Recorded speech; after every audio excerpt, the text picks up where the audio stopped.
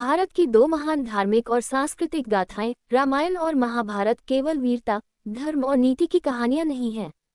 इन महाकाव्यों में श्रापों का भी महत्वपूर्ण स्थान है, जिनके कारण कई घटनाएं घटी और जिनका प्रभाव पात्रों के जीवन और उनके निर्णयों पर पड़ा।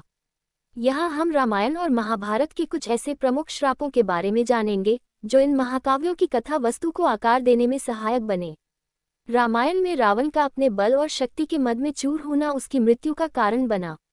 रावण ने कुबेर के पुत्र नलकुबेर की पत्नी रंभा से दुर्व्यवहार किया था।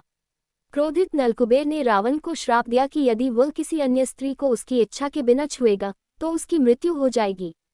यही श्राप बाद में सीता का हरण करने के बाद रावण के अंत का कारण बना, क्योंकि वह सीता को स्पर्श नहीं कर सका। वाल्मीकि रामायण में वर्णित है कि वाली को इंद्र ने एक श्राप दिया था कि यदि वह किसी युद्ध में सामने से लड़ते हुए किसी को मारने की कोशिश करेगा तो वह आधी शक्ति अपने शत्रु को दे देगा। यही कारण था कि भगवान राम ने वाली को छिपकर बाण मारा, क्योंकि सीधे युद्ध में वाली को हराना असंभव था। गौतम ऋषि की पत्नी अहिल्या को इंद्र ने छल से अपने जाल में फंसा लिया।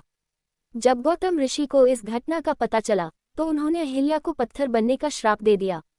ये श्राप केवल तभी समाप्त होना था जब भगवान राम उनके चरणों से पत्थर को स्पर्श करेंगे।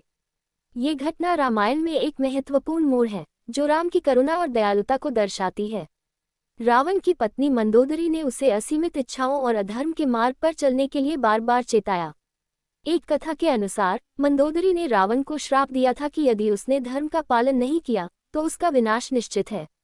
ये श्राप भी रावण के अंत का एक कारण बना। महाभारत में गुरु द्रोणाचार्य के पुत्र अश्वत्थामा ने पांडवों के पुत्रों का धोखे से वध कर दिया।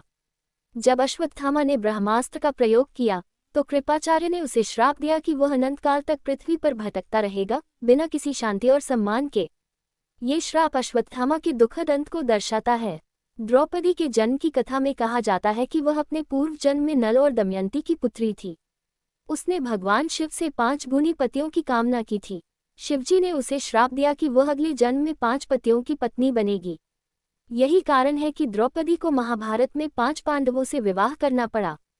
महाभारत में कर्ण का चरित्र करुणा और त्रासदी से भरा है। गुरु परशुराम ने ये जानकर कि कर्ण क्षत्रिय है, उसे श्राप दिया कि युद्ध के सबसे महत्वपूर्ण समय में उसका सिखाया हुआ ज्ञान भूल जाएगा। ये श्राप कर्ण की मृत्यु का प्रमुख कारण बना।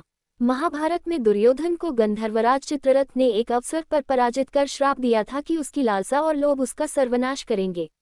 दुर्योधन का हठ और पांडवों के प्रति द्वेष उसकी विनाशकारी नियति का कारण बना। महाभारत के युद्ध में अपने 100 पुत्रों की मृत्यु के कारण क्रोधित गंधारी ने भगवान कृष्ण को श्राप दिया कि जिस तरह कुरु वंश का नाश हुआ वैसे ही यादव वंश का भी अंत होगा। ये श्राप यादवों के आपसी कलह और उनके अंत का कारण बना। भीष्म को उनके पिता शांतनु ने सत्यवती से विवाह के लिए दिए गए वचन के कारण विवाह न करने की प्रतिज्ञा दिलाई। सत्यवती के पिता ने उन्हें श्राप दिया कि उनका जीवन अत्यंत लंबा होगा, लेकिन वह कभी भी मृत्यु को प्राप्त नहीं कर सकेंगे जब तक कि वह स्वयं इच्छा न करें।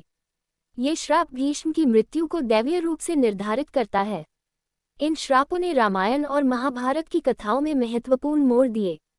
रावण और दुर्योधन जैसे पात्र अपनी गलतियों के कारण श्रापों के शिकार हुए, जो उनके अंत का कारण बने।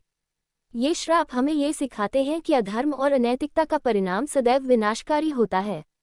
इन कहानियों में निहित शिक्षाएं हमारे जीवन में भी नैतिकता और धर्म का महत्व दर्शाती हैं।